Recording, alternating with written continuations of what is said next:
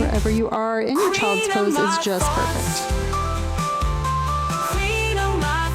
Couple breaths here, just feeling the tension leave your body as you begin to move. So important to move throughout the day and take breaks from whatever repetitive thing you're doing, whether that's sitting at a desk or any other things we do that might cause tension in our body.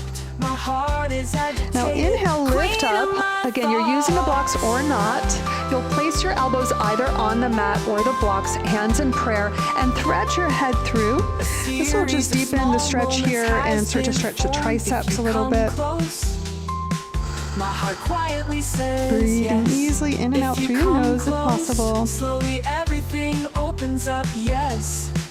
This heart beats only with your name. And we'll inhale up, set the blocks aside, and come into a tabletop position.